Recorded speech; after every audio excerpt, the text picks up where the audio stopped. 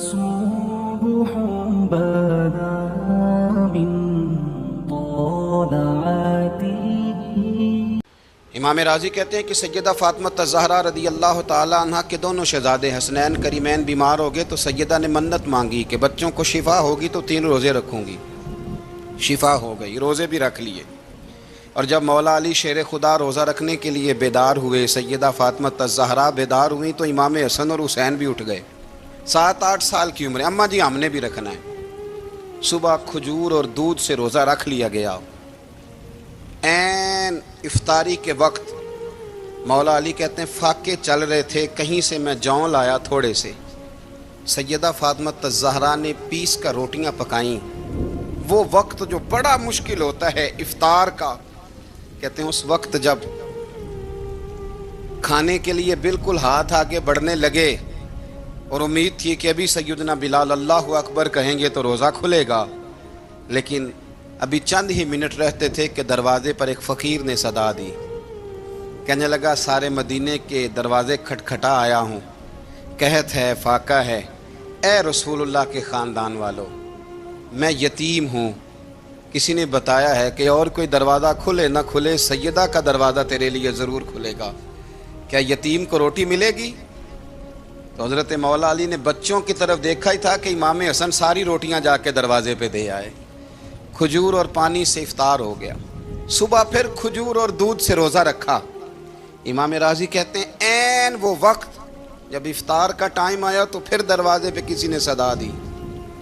کہا رسول اللہ کے خاندان والوں میں مسکین ہوں، رات سے روٹی کھائی ہے، نہ صبح کھا سکا نہ دوپہر.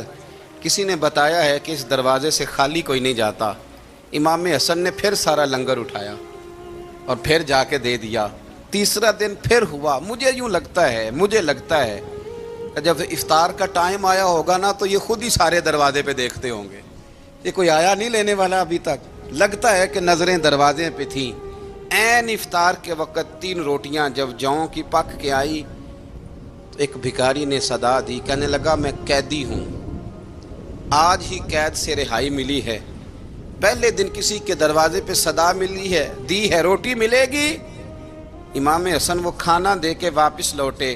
کھجور اور پانی سے افطار ہوا اور جیسے ہی مسجد نبوی میں تینوں باپ بیٹا نماز پڑھنے گئے تو مولا علی کہتے مجھے بتانا نہیں پڑا. رسول کریم نے میری طرف دیکھ کے فرمایا علی تیرا، فاطمہ کا، حسن اور حسین کا 3 دن والا عمل خدا کو بھی بڑا پسند آیا ہے اور محمد مصطفیٰ کو بھی بڑا پسند آیا، بڑا پسندیدہ عمل. میں کہتا ہوں کہ حضرت فاطمہ نے نا ان کی تربیت پہلے ہی کر دی تھی 3 دن بغیر افطار کے روزہ رکھنے کی. وہ ٹریننگ گھر سے ہو چکی تھی.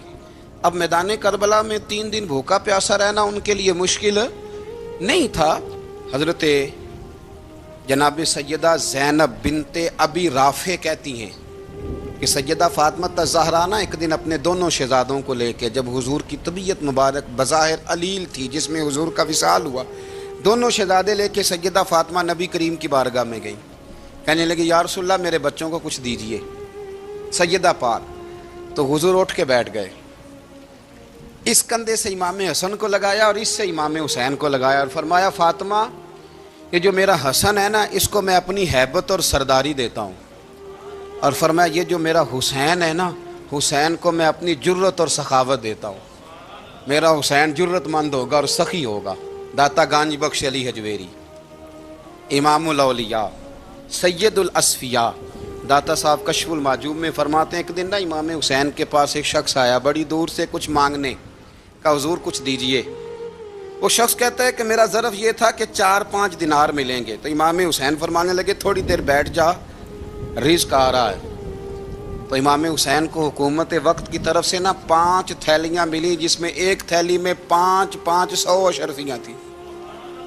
5 تھیلیاں آئیں لیکن اس کو آنے میں نا ذرا دیر ہو گئی. وہ 5 تھیلیاں جب آئی نا تو امام حسین اس کی طرف 5 تھیلیاں بڑھا کے نا، ذرا دیکھنا میری طرف غور سے، 5 تھیلیاں بڑھا کے نا تو فرمانے لگے میاں جتنا تجھے انتظار کرایا ہے نا اتنی ہم تیری حاجت پوری نہیں کر سکے. تو یہ نہ محسوس کرنا کہ حسین کے دروازے پہ بیٹھا بھی رہا ہوں تو ملا کیا ہے. یہ نہ محسوس کرنا. وہ شخص کہتا ہے جب میں نے وہ تھیلیاں کھولی اور پھر میری نظر امام حسین پہ پڑی تو میرے اندر سے آواز آئی، اگر حسین ابن علی اتنے سخی ہیں تو محمد عربی کتنے سخی ہوں۔ اگر یہ معیار ان کا ہے، ان کا یہ معیار ہے، اور خود بھیک دیں خود ہی کہیں منگتے کا بھلا ہو، خود کہنے لگے جتنا انتظار کرایا ہے اتنی تیری مدد کر سکے۔ یہ سخاوت کا معیار تھا، یہ طریقہ تھا۔ ایک دفعہ سیدنا امام حسین رضی اللہ تعالیٰ عنہ کے گھر کے اندر 5000 دینار آئے۔ مسجد میں تھے، آپ کو 5000 دینار ملے تو امام زین العابدین کہتے ہیں کہ مسجد سے لے کر گھر آنے تک امام حسین نے 5 کے 5000 اللہ کے رستے میں خیرات کر دی۔ فرماتے ہیں میں نے کہا ابا جی 5 دینار کی گھر میں ضرورت تھی، مالاں والے سخی نہیں ہوندے تے سخیاں کل مال نہیں ہوندا، ایتھے اوتھے دوویں جہانی سخی کنگال نہیں ہوندا۔ کہا ابا جی 5 دینار کی گھر میں ضرورت تھی، تو کہتے ہیں مجھے فرمانے لگے بیٹا یہ جن کو میں نے دیا ہے نا یہ گھر کے لیے ہی دیا ہے، یہ گھر کے لیے ہی دیا ہے، جن کو دیا ہے تمہارا کیا خیال ہے یہ باہر خرچ ہوا ہے؟ یہ گھر کے لیے ہی ہے۔ اس لیے کہ جب انسان دوسروں پر شفقت کرتا ہے تو اللہ اس کے گھر پہ رحمت فرماتا ہے۔ امام حسین کے مزاج میں پہلی بات میں نے ذوق عبادت کی عرض کی، دوسری بات عرض کر رہا ہوں کہ صحابہ حضرت اسامہ بن زید بڑے پیارے ہیں میرے نبی کریم کے، بڑے پیارے۔ حضرت اسامہ بن زید کے بارے میں سیدہ عائشہ صدیقہ فرماتی ہیں ان کے ناک سے اگر ریٹھ نکلتی تھی تو اللہ کے رسول اپنے دستے مبارک سے صاف کر دیتے تھے، اور سرکار فرماتے تھے کہ اگر اسامہ لڑکی ہوتا نا، ان کے غلام کے بیٹے تھے حضرت زید بن عمرو، اگر یہ لڑکی ہوتا میں اسے زیور پہناتا۔ بڑے پیارے تھے، لیکن جب ان کا آخری وقت آیا نا تو 60,000 دینار کا قرضہ تھا، رشتہ داروں سے کہا، دوستوں سے کہا، یاروں سے کہا، پر قرض ادا نہیں ہو رہا تھا۔ حضرت اسامہ بن زید کہتے ہیں بڑا پریشان تھا۔ جب حد ہو گئی نا تو حضرت اسامہ بن زید فرمانے لگے جاؤ کوئی حسین ابن علی کو خبر کرو، ان سے کہو میں نا غلام ہوں آپ کے نانا کا، مقروض دنیا سے چلا گیا تو کیا بنے گا۔ امام حسین کو خبر ملی تو دوڑے آئے۔ لاجپال اس پیر کو نہیں کہتے جو تگڑا نذرانہ لے کے تو ماتھا چوم لے، لاجپال تو اس کو کہتے ہیں کہ جب ضرورت پڑے تو وہ سر پہ موجود ہو۔ حضرت سیدنا امام حسین تشریف لائے تو جناب اسامہ بن زید رو پڑے، کہنے لگے حضور میں نے نا غلامی کی ہے آپ کے نانا کی، اور اس غلامی پہ ناز ہے، اب 60,000 دینار کا قرضہ لے کے دنیا سے جاؤں گا تو میری قبر پہ بوجھ رہے گا۔ امام حسین خادم کو بھی کہہ سکتے تھے جاؤ گھر پیسے پڑے ہیں لے آؤ، امام حسین خود گئے، چادر اوڑھ کے تو اس کی اوٹ میں بکل میں 60,000 دینار چھپا کے لائے، اور جناب اسامہ بن زید کے سامنے رکھ کے کہنے لگے اسامہ یار پیسے رات کو ہی آئے تھے، میں سوچ رہا تھا مجھے تو ضرورت نہیں، اللہ نے کس کا نصیب میرے گھر میں بھیج دیا ہے، مجھے تو حاجت ہی نہیں تھی، اب پتہ چلا پیسے تیرے تھے، اللہ نے حسین کی ڈیوٹی لگائی ہے کہ جا کے دے آ۔ حضرت اسامہ بن زید رو پڑے، فرمانے لگے اللہ آپ کو بہترین صلہ عطا فرمائے۔ امام بڑا ہی پیار کرتے تھے، گھوڑے پہ جا رہے تھے، کچھ فقیر غریب لوگ بیٹھ کے روٹی کھا رہے تھے، کہاں رہے تھے؟ سڑک کے کنارے۔ تو امام زین العابدین فرماتے ہیں کہ جب امام حسین گزرے تو انہوں نے آواز دی حضور دل کرتا ہے ہمارے ساتھ بیٹھ کے روٹی کھائیں۔ کائنات کے مالک و مختار کے نواسے اور دنیا کے سب سے بڑے شہزادے گھوڑے سے اترے اور غریبوں کے ساتھ سڑک پہ بیٹھ گئے، روٹی کھانے لگے اور دیر تک کھاتے رہے، اور جب فارغ ہو گئے تو فرمانے لگے کھانے کی ضرورت بھی نہیں تھی، حاجت بھی نہیں تھی، پر تم نے آواز دی تو دل رکھنے کو بیٹھ گیا تھا، اگر اجازت دے تو چلا جاؤں۔ یہ مزاج تھا، یہ طبیعت تھی۔ آپ کے ایک بھائی ہیں چھوٹے، حضرت محمد بن حنفیہ نام ہے، حضرت مولا علی شیر خدا رضی اللہ تعالیٰ عنہ کی دوسری بیوی سے۔ ایک دن حضرت امام حسین ان کے گھر میں بیٹھے تھے تو کسی بات میں نا اختلاف رائے ہو گیا، تو امام علی مقام ناراض ہو گئے، فرمایا آج کے بعد تیرے گھر نہیں آؤں گا، رومال اٹھایا چلے گئے۔ لوگوں نے حضرت محمد بن حنفیہ رضی اللہ تعالیٰ عنہ سے کہا حسین تو ناراض ہو گئے، کبھی نہیں آئیں گے۔ آپ فرمانے لگے بھائی تمہارا ہے کہ میرا؟ جی بھائی تو آپ کے ہیں۔ فرمایا اگر کہو تو چند منٹوں میں حسین واپس آئے۔ جناب ناراضگی ہو گئی ہے۔ فرمایا ناراضگی ہوئی ہے پر میں اس کے دل کی نرمی کو تو جانتا ہوں نا۔ اس کے مزاج کے اندر جو محبت ہے اس سے تو ابھی آئے کہ جناب وہ کیسے؟ فرمانے لگے دیکھنا ذرا. تو امام حسین نے خط لکھا، حضرت محمد بن حنفیہ نے رکا لکھا، کہنے لگے حسین میرے باپ کا نام بھی علی ہے اور آپ کے باپ کا نام بھی علی ہے، پر ایک فضیلت ایسی ہے جس میں میں آپ کا مقابلہ نہیں کر سکتا، وہ یہ ہے کہ آپ سیدہ فاطمہ الزہرا کے لال ہیں، اب محمد مصطفیٰ علیہ السلام کے نواسے ہیں. کہنے لگے بھائی جان آپ نے نانا جان کی وہ حدیث تو سنی ہوگی کہ دو لوگ ناراض ہو جائیں تو جو صلح پہلے کرے جنت میں پہلے جائے گا. فرمانے لگے دل میرا کر رہا تھا کہ پہلے صلح کر لوں، لیکن پھر بڑے بھائی کو پشت کروں گا جنت میں جاتے ہوئے، یہ بھی تو بے ادبی ہے نا. اب خط میں نے لکھ دیا ہے، آپ کا جو ارادہ ہو. امام حسین نے خط پڑھا تو آنکھوں میں آنسو آ گئے، پھر سے رومال اٹھایا. بچے پوچھنے لگے کہاں جا رہے ہیں؟ کہا بھائی کے گھر جا رہا ہوں. کہا آپ تو ناراض تھے؟ فرمایا تھا ناراض پر ہے تو میرا بھائی نا. ہو گئی بات ختم. بڑی دل میں نرمی، طبیعت میں سوز، لہجے میں گداز. حضرت امیر معاویہ رضی اللہ تعالیٰ عنہ نے ایک شخص کو بھیجا مدینہ منورہ شام سے، تو اس نے کہا میں نے امام حسین سے ملنا ہے، تعارف کیا ہے؟ جناب امیر معاویہ فرمانے لگے مسجد نبوی میں جانا جس کے گرد لوگ سب سے زیادہ ادب سے بیٹھے ہوں اور جس کی باتیں سب سے زیادہ میٹھی ہوں اور جس کی نظریں سب سے زیادہ جھکی ہوں اور جس کے چہرے پر تمہیں سب سے زیادہ وقار نظر آئے وہی علی کے بیٹے حسین ہوں گے. جو سب سے زیادہ تمہیں وہاں ماحول کے اندر جو شخص نظر آئے پوچھنے کی ضرورت نہیں پڑے گی. وہ شخص کہتا میں مدینے آیا تو میں نے واقعی ایک شخص کو دیکھا، شہد کے گرد مکھیوں کا اتنا ہجوم نہیں ہوتا جتنا امام حسین کے گرد رسول اللہ کے غلاموں کا ہجوم تھا، لیکن نظریں جھکی ہوئی، باتیں میٹھی، لہجہ گداز گداز، لفظوں میں رانائی. اور لوگ کئی باتیں پوچھتے تو علی کے صاحبزادے ایک کا جملہ بولتے تو لگتا یہ کہ وہ جملہ سیدھا دل میں اترتا چلا جاتا ہے. امام علی مقام کے کردار میں کچھ باتیں بڑی زیادہ تھیں، بہت زیادہ تھیں، بڑا حسن تھا. ایک بات تو یہ تھی امام حسین رضی اللہ تعالیٰ عنہ کا علم و فضل بڑا کمال کا تھا. ایک دفعہ صحابہ میں مسئلہ بن گیا کہ بچہ پیدا ہوتا ہے تو اس کا وظیفہ کیسے لگانا ہے. امام حسین کا علم و فضل بتا رہا ہوں، علم و فضل. تو بات بڑی پیچیدہ ہو گئی. حضرت عبداللہ ابن زبیر کے پاس لوگ آئے، کہنے لگے کہ آپ بڑے صاحب علم و فضل ہیں، آپ نے حضور علیہ الصلوۃ والسلام کے ساتھ وقت گزارا ہے، تو مسئلے کو حل کریں کہ بچہ پیدا ہونے کے بعد حکومت اگر وظیفہ لگائے گی تو کب لگائے گی. جب بحث طول پکڑ گئی، مسئلہ حل نہیں ہوتا تھا، تو حضرت عبداللہ ابن زبیر کہنے لگے ہم سے نہیں حل ہوگا. ایک بندہ ہے جس کے سینے میں رسول اللہ صلی اللہ تعالیٰ علیہ وسلم کے نور نبوت کا فیضان ہے، وہ یہ مسئلہ حل کریں گے. تو کہا وہ کون سے؟ آپ فرمانے لگے جب ہم سے مسائل حل نہیں ہوتے تو ہم ان کے علم سے فائدہ اٹھاتے ہیں. کہا کون ہے؟ کہا جناب امام حسین. تو لوگ حضرت امام حسین کے پاس گئے، کہا حضرت یہ ایک مسئلہ الجھ گیا ہے کہ بچہ پیدا ہو تو وظیفہ کب لگانا ہے. فرمایا الجھنے والی بات ہی کوئی نہیں، پیدا ہونے کے بعد جب وہ پہلی دفعہ آواز نکالے تو اس کا وظیفہ لگا دو. اس کا مطلب یہ ہے کہ وہ دنیا میں آ گیا ہے، اس نے اپنے آنے کا اظہار کر دیا ہے، اعلان کر دیا ہے، اب اس کا وظیفہ لگا دو. تو اس پر پھر صحابہ کا اتفاق ہو گیا. امام حسین کے علم سے، فضل سے لوگ فیض اٹھاتے تھے. حضرت سیدنا امام حسین کی شہادت کے بعد حضرت عبداللہ ابن زبیر رضی اللہ تعالیٰ عنہ نے قاتلان حسین سے خطاب کیا اور فرمانے لگے اللہ کی قسم تم نے اس شخص کو شہید کیا ہے جو راتوں کو لمبے لمبے قیام کرتا تھا، اور تم نے اس شخص کو شہید کیا ہے جس سے میں دن میں جب بھی ملتا تھا تو وہ روزے سے ہوتا تھا.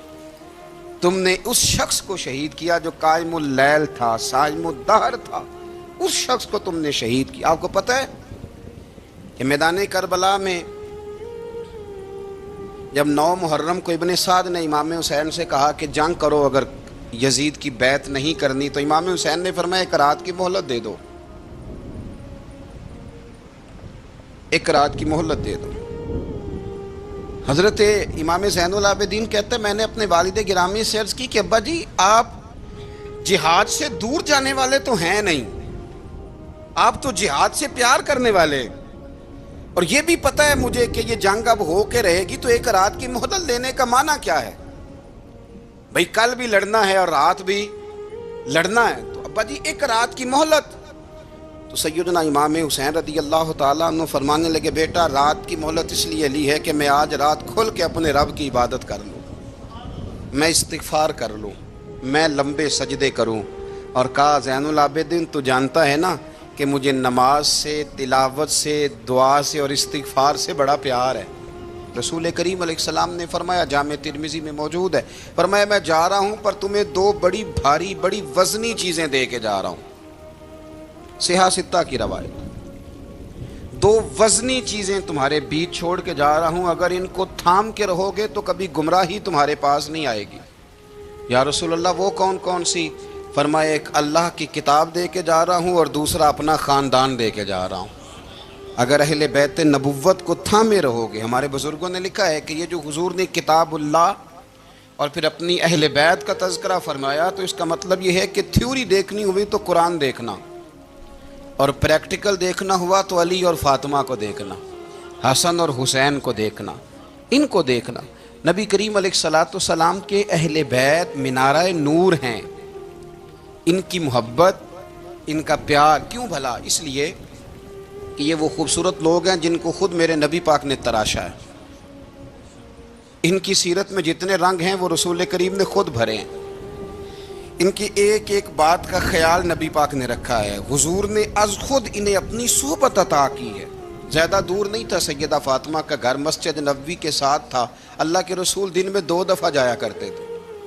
پھر بھی کبھی کبھی فرماتے فاطمہ میرا دل کرتا ہے آج میں رات تیرے گھر میں قیام کروں، تو سیدہ فاطمہ الزہرا فرماتی ہیں کہ آمنہ کے لال اس طرح بھی میرے گھر میں قیام کرتے تھے کہ حضور چارپائی پہ لیٹتے تھے تو ایک کندھے پہ امام حسن کا سر ہوتا تھا اور دوسرے پہ امام حسین کا سر اقدس ہوتا تھا، اور فرماتی ہیں رات کو کبھی حسنین کریمین دودھ مانگتے تو میں اٹھتی دودھ دینے کے لیے، تو حضور فرماتے لیٹ جاؤ آج میرے ساتھ سوئے ہیں تو دودھ بھی میں ہی پلاؤں گا، تو محبوب اٹھتے ان کے لیے دودھ لاتے برتن سے نکال کے۔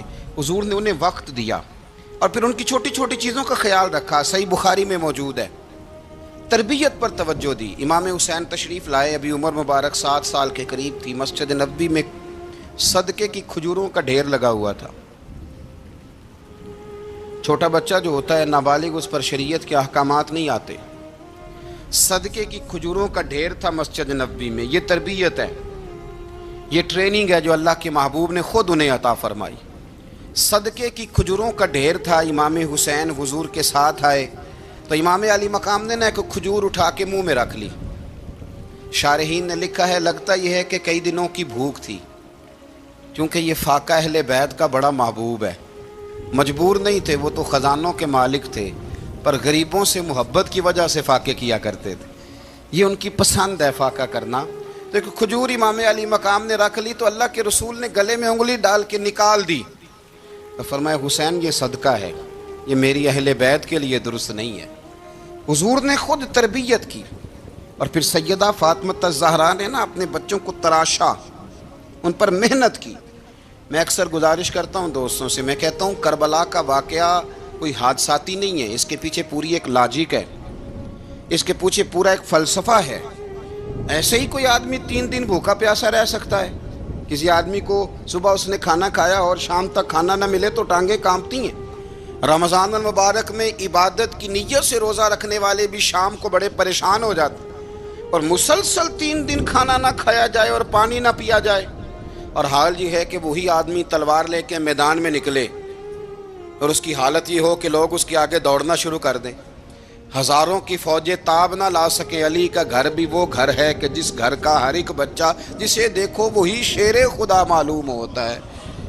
یہ کوئی آسان ہے؟ اس کے پیچھے پوری ایک اس کے پیچھے فلسفہ ہے۔ امام راضی کی تفسیر کبیر دیکھیے گا، حضرت امام حسین کی وہ شخصیت تھی کہ مشکات میں حدیث ہے، نبی پاک صلی اللہ تعالی علیہ وسلم کی چچی جناب ام فضل صبح صبح گھبرائی حضور کی بارگاہ میں آئیں، عرض کی یا رسول اللہ صلی اللہ علیہ وسلم آج میں نے عجیب خواب دیکھا ہے، میں ڈر گئی ہوں۔ حضور نے فرمایا چچی کیا دیکھا؟ عرض کی حضور میں نے دیکھا ہے کہ آپ کے وجود کا گوشت کا ایک ٹکڑا کٹ کے میری جھولی میں آ گیا ہے۔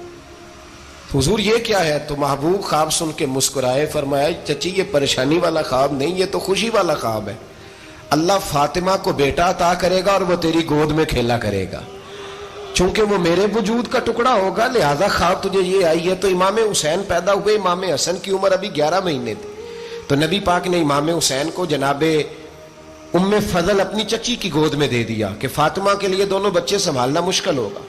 وہ خواب اس طرح پوری ہوئی. امام حسین سے حضور نے بڑا پیار کیا, بڑی محبت فرمائی نبی پاک سے. کچھ حدیثیں میں نے جمعے میں عرض کی تھیں.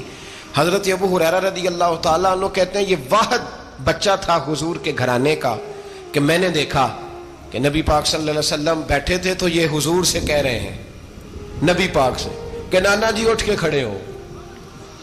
کہتے ہیں حضور کھڑے ہو گئے تو کہنے لگے میں نے آپ کے برابر جانا ہے. بچے جو مرضی ضد کر لیتے ہیں نا. قد چھوٹا تھا, عمر 7.5 سال تھی. کہنے لگے نانا میں نے برابر جانا ہے. تو نبی پاک صلی اللہ علیہ وسلم نے ہاتھ پکڑ لیے, فرمایا چل پھر ہو جا برابر.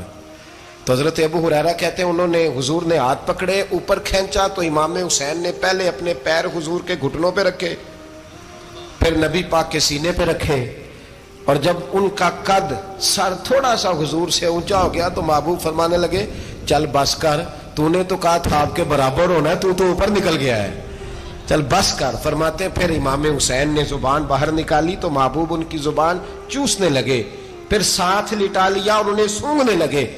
تو میں نے عرض کی حضور آپ حسین کو سونگتے کیوں ہیں؟ تو فرمایا ابو ہریرہ مجھے حسین کے وجود سے جنت کی خوشبو آتی ہے, مجھے حسین کے وجود سے جنت کی. ایک دن حضور گزر رہے تھے. اصل اس طرح تھا کہ یہ نبی پاک کا حجرہ تھا.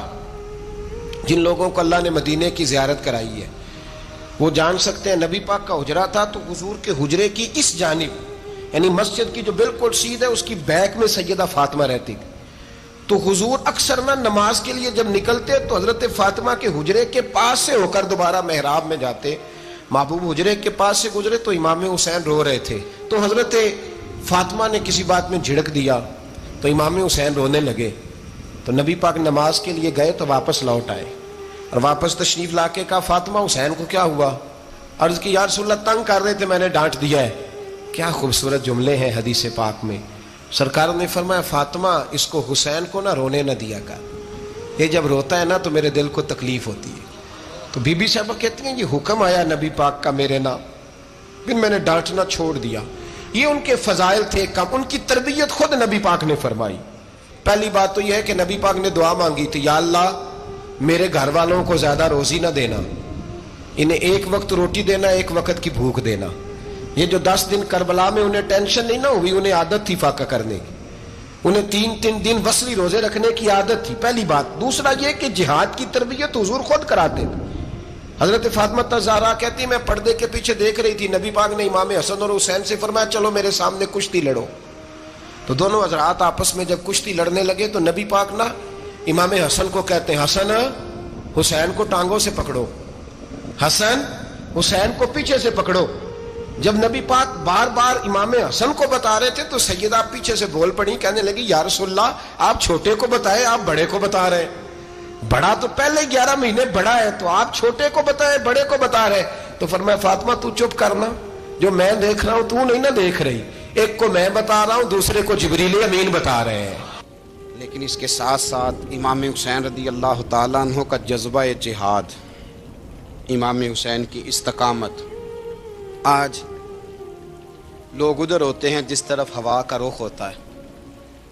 آج لوگوں کی سوچوں کا زاویہ یہ ہے کہ جدھر رش زیادہ ہوگا ہم بھی ادھر جائیں گے. ہم یہ نہیں دیکھتے حق کس طرف ہے, ہم یہ دیکھتے ہیں رش کس طرف ہے. امام حسین رضی اللہ تعالیٰ عنہ نے رش نہیں دیکھا, حق دیکھا. امام حسین رضی اللہ تعالیٰ عنہ استقامت کے وہ پہاڑ ہیں, معمولی آدمی نہیں تھے. فرزق شاعر کہتا ہے کہ میں نے امام حسین سے کہا تھا, میں نے کہا لوگوں کی تلواریں یزید کے ساتھ ہیں پر دل آپ کے ساتھ ہیں, دل آپ کے ساتھ ہیں. امام حسین رضی اللہ تعالیٰ عنہ نے زمانے کے حالات نہیں دیکھے, حق اور سچ دیکھا. جتنی چیزیں انسان کو کمزور کر سکتی ہیں وہ ساری امام حسین پہ طاری کی گئیں. جتنی چیزیں, وطن چھوڑنا کتنا کو مشکل ہوتا ہے. شالا پردیسی کوئی بھی نہ تھی وے تے ککھ جنہ تو پارے. حضرت سلطان باؤ فرماتے ہیں بچو پردیسی ہونا کوئی آسان ہے؟ جس آدمی کا کسی چھوٹے سے گاؤں میں بھی مکان ہو چھوڑنا پڑ جائے تو روٹا ہے. تو تو مجھے بتاؤ جس نے اپنا سارا بچپن مدینے میں گزارا ہو، آج جو ایک ہفتہ مدینے رہ کے آتے ہیں ان سے واپس نکلنا مشکل ہوتا ہے. لیکن امام حسین حق کا رستہ تھا، وطن کی قربانی دی، اور معمولی وطن نہیں، مدینے جیسا وطن. اور جب کھڑے تھے نا امام حسین رضی اللہ تعالیٰ عنہ رجب میں نکل رہے تھے مدینے سے، تو کوئی شاعر کہتا ہے دور کھڑے ہو کے انہوں نے گویا کہا تھا، آقا تیرے کرم کے خزینے کی خیر ہو، میں جا رہا ہوں تیرے مدینے کی خیر ہو. امام حسین نے وطن چھوڑا، کوئی لغزش نہیں پیروں میں، کوئی نہیں. شہزادوں والی زندگی تھی، مسجد نبوی کے امام تھے،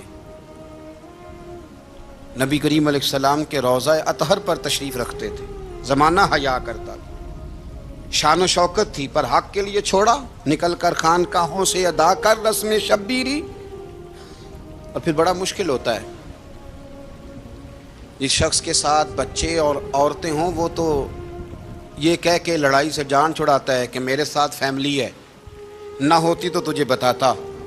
پر امام حسین کو اولاد بھی کمزور نہیں کر سکی، عورتوں کا ساتھ ہونا کمزور نہیں کر سکا. پھر امام علی بھوک کتنا مشکل کام ہے. آج لوگ کہہ نہیں دیتے کہ میں تو اس لیے گناہ کرتا ہوں کہ رشوت اس لیے لے لیتا ہوں کہ بچے چھوٹے ہیں. 10 دنوں کی کم و بیش سفر، 3 دنوں کی بھوک اور پیاس، پر حق کے رستے میں امام حسین کو کوئی چیز کمزور نہیں کر سکی. اور پھر وہ جتنی باتیں لوگ کہہ سکتے تھے وہ ساری کہیں گئیں، ساری. اور آ کے عرض کرنے لگا حضور یہ کوئی معمولی دشمن نہیں، یہ وہ ظالم ہیں جو لاشوں پہ بھی گھوڑے دوڑا دیتے ہیں. تو امام علی مقام فرمانے لگے جو شہادت کا جذبہ لے کے نکلے وہ پھر انجام نہیں دیکھا کرتا. وہ انجام، وہ جتنی چیزیں جو استقامت کے رستے میں آ سکتی ہیں وہ ساری چیزیں رستے میں آئیں، پر امام علی مقام نے کسی چیز کی پرواہ نہیں کی. آج کا مسئلہ یہ ہے کہ آج لوگوں میں استقامت نہیں ہے. رات کو کچھ ہوتے ہیں، سویرے کچھ ہوتے ہیں، دوپہر کو کچھ ہوتے ہیں، شام کو کچھ ہوتے ہیں. ہمارا کل انداز تکلم کچھ اور ہوتا ہے، صبح کچھ اور ہوتا ہے. امام علی مقام میدان میں رہے، ایک میت گھر میں ہو جائے تو کئی دنوں تک آنکھ کھلتی نہیں، ہوش رہتا نہیں. سب سے زیادہ مصائب امام حسین نے دیکھے، سب سے زیادہ. اور گھوڑے پر بیٹھنے سے پہلے ساری تکلیفیں آپ دیکھ چکے تھے. باپ کا جنازہ اٹھانا آسان ہوتا ہے، بیٹے کا جنازہ اٹھانا بڑا مشکل ہوتا ہے. پر امام حسین نے بیٹوں کے جنازے اٹھائے. حضرت علی اصغر کی لاش کو امام حسین نے اپنے دست مبارک سے دفن کیا.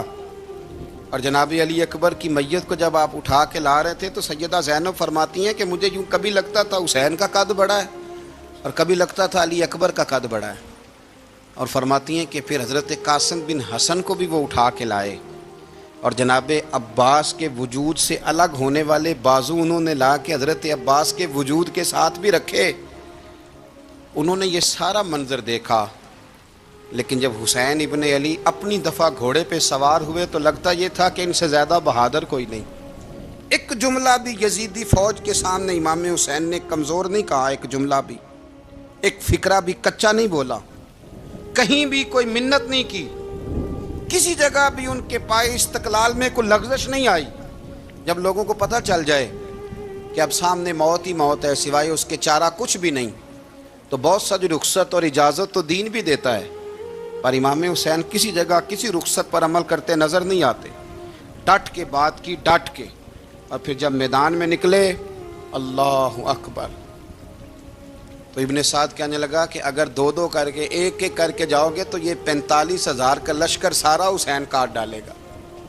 یک بارگی حملہ کرو گے تو بات. اتنی استقامت، اتنا. آج تو لوگ ڈپریشن کے مریض ہیں، آج تو لوگ ٹینشن کے مریض ہیں. ہر دوسری بات میں لوگ کہتے ہیں وہ بڑا، پر کس بات سے؟ مطلب کیا آپ نے زندگی میں صرف جاب نہیں مل رہی، صرف بیماری آ گئی، صرف خرچہ نہیں گھر میں بڑا کس بات کا ڈپریشن؟ امام حسین کی زندگی بتلاتی ہے کہ وہ لوگ بھی کوئی دنیا میں کمال حاصل کر سکتے ہیں جو چھوٹی چھوٹی بات پہ روتے ہیں. مال بھی ہے، جوانی بھی ہے، گھر بھی ہے، مکان بھی ہے، بچے بھی ہیں، عزت بھی ہے، صرف پیسے نہیں. اور انسان ہے کہ آنکھیں نہیں کھل رہی، وہ سمجھتا ہے میں کسی کام کا ہی، فقط پیسے نہیں بس. او خدا کے بندو، امام علی مقام نے فرمایا سارا کچھ لٹا کے بھی جو میدان میں کھڑا رہے اسے حسین ابن علی کہا جاتا ہے، اسے حسین ابن علی کہا جاتا ہے۔ حسین ابن علی کی شان رفت کوئی کیا جانے، حسن جانے، علی جانے، نبی جانے، خدا جانے، کون جانے امام علی مقام کا معیار۔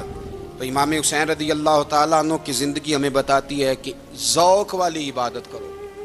امام حسین کی زندگی ہمیں بتاتی ہے کہ جب تم سخاوت کرو تو پھر اپنی حیثیت سے بڑھ کر کرو، اور امام حسین کی زندگی ہمیں بتاتی ہے کہ دل میں کسی کے لیے کوئی بات نہ رکھو، صلح کرنے میں پہل کرو، محبتیں کرنے میں آگے بڑھو۔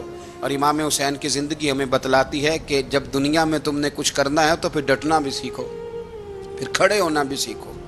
یہ نہ دیکھو کہ حالات، امام حسین نے ایک دن بھی حکومت نہیں کی، یزید نے 4.5 سال کی، لیکن قیامت تک دلوں پہ حکومت امام حسین کی رہے گی، امام حسین کی رہے گی، اس لیے کہ ان میں استقامت تھی۔ امام حسین کے ساتھ اس وقت 72 لوگ تھے، لیکن آج کائنات کا ذرہ ذرہ امام حسین کے ساتھ ہے۔ اس کا مطلب ہے وقت لگتا ہے، نظریہ غالب آ ہی جایا کرتا ہے، تو استقامت والی زندگی گزاریں۔ حضرت عمر جب نعرہ لگاتے نا تو کیسر و کسرا کانپتے، سفیر آتے روم کے ملنے کے لیے تو کہتے جاؤ عمر نفل پڑھ رہے ہیں، ٹائم کوئی نہیں۔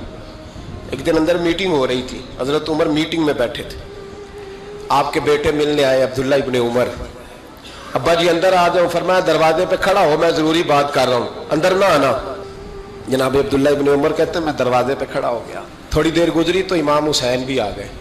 ایک حدیث میں، ایک روایت میں امام حسن کا لفظ بھی ہے، امام حسین آئے، آ کے عبداللہ ابن عمر سے کہنے لگے عمر فاروق اندر ہیں؟ تو کہا وہ اندر تو ہے۔ تو کہا آپ کیوں دروازے پہ کھڑے ہیں؟ کہنے لگے ابا جی نے کہا ہے یہاں انتظار کرو، میں کوئی ضروری بات کر رہا ہوں، لیکن شہزادے میرے لیے کہا ہے، میرے لیے آپ جانا چاہیں تو چلے جائیں۔ امام حسین کہنے لگے امیر المومنین کوئی بات کر رہے ہوں گے، میں ظہر کے وقت مسجد میں مل لوں گا، ظہر کا ٹائم آئے گا نا تو میں مسجد میں مل لوں گا۔ یہ کہہ کے چلے گئے۔ حضرت عمر باہر آئے تو حضرت عبداللہ ابن عمر سے کہا کہ کوئی آیا تو نہیں؟ عرض کی حضور حسین ابن علی آئے، حسین ابن علی۔ تو کہا اندر کیوں نہیں بھیجا؟ کہا میں نے کہا تھا بے شک چلے جائیں، لیکن وہ کہہ رہے تھے کہ میں ظہر کے وقت مسجد میں مل لوں گا۔ تو سیدنا عمر فاروق فرمانے لگے عبداللہ تجھے تیری مار ہوئے، حسین کو کیوں واپس بھیجا؟ پھر عمر دنیا داروں کے سامنے ڈٹنا، کھڑا ہونا عمر پہ ختم ہے، لیکن جو اندر کی بات ہے نا، روح کی، جو عقیدت کی بات ہے، جو وفا کا رشتہ ہے، اس کو کون سمجھے؟ یہ جو روح کی مجبوریاں ہیں، یہ جو وفا کی مجبوریاں ہیں، اسے لوگ کیا سمجھیں؟ انہیں کیا پتا کہ مرشد کے بیٹے کے پیر چومنے میں حسن کیا ہوتا ہے؟ انہیں کیا پتا کہ جب استاد کا بیٹا گھر میں آتا ہے تو دل کرتا ہے مکان بیچ کے اسے دے دیں، اس کے باپ کی نیکیاں بڑی ہیں۔ جناب عمر فاروق دوڑے گئے، امام حسین کے دروازے پہ دستک دی، امام حسین باہر رکھا، شہزادے یار ملنے آئے تھے تو بغیر ملے کیوں آ گئے؟ عرض کی کہ آپ مصروف تھے، آپ کے اپنے بیٹے بھی دروازے پہ کھڑے تھے تو میں واپس آ گیا۔ امام حسین کہتے ہیں عمر جذبات میں آ گئے، سر سے پگڑی گر گئی، کہنے لگے حسین میرے بیٹے کا اور حسین کا کیا مقابلہ؟ کیا اس کی ماں کا نام فاطمہ الزہرا ہے؟ کیا اس کی نانی کا نام خدیجہ الکبریٰ ہے؟ کیا اس کے نانے کا نام محمد مصطفیٰ ہے؟ اور پھر سر سے پگڑی اتری تھی، اپنے بال زور سے پکڑ لیے، کہنے لگے حسین میں نا مکے میں اونٹ چرایا کرتا تھا اور ڈنڈوں سے مار کھاتا تھا اپنے باپ سے، یہ جو آج ساری دنیا میں عمر کے نعرے لگتے ہیں یہ تیرے نانے کا صدقہ ہے۔ شہزادے میری وفا اور میری وفا میں جب تیرا دل کرے نا دوڑ کے آ جایا کر۔ عمر تو لوگ، ایک دن امام حسین نے آگے نا جناب فاروق اعظم سے کہا، خطبہ دے رہے تھے بچوں کی طبیعت شروع میں، پتہ نہیں کیا بات آئی امام حسین کے دل میں، کہنے لگے عمر نیچے اترو، یہ میرے نانا کا ممبر ہے۔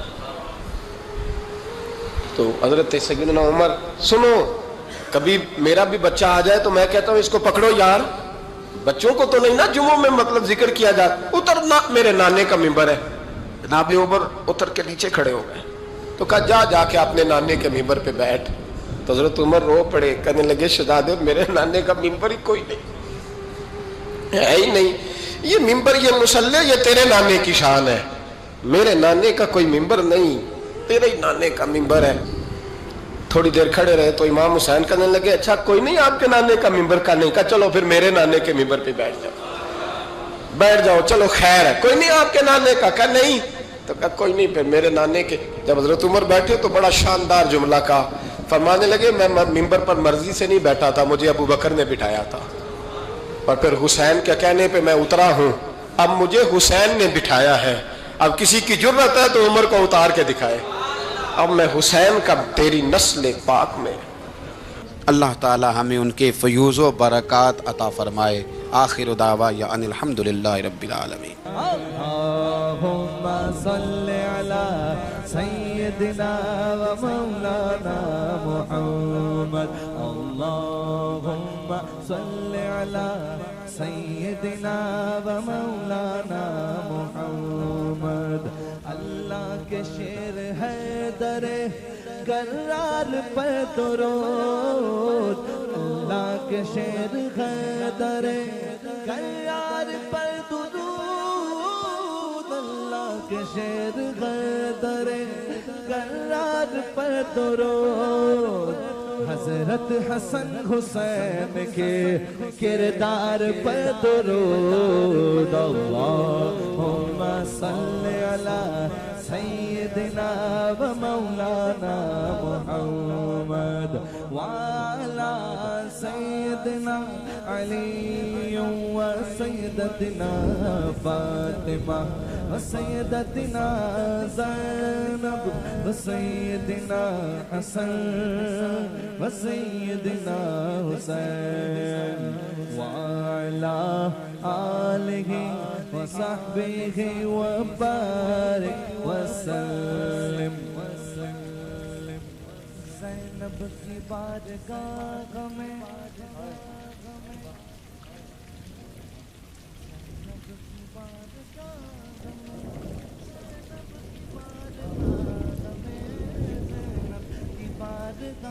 ہمیں سلام نیاز ہے، زینب کی بارگاہ میں سلام نیاز ہے، جو مرتضیٰ کی لاڈلی زہرا کا ناز ہے۔ اللہم صل علی سیدنا و مولانا محمد وعلی سیدنا علی و سیدتنا فاطمہ و سیدتنا زینب و سیدنا حسن و سیدنا حسین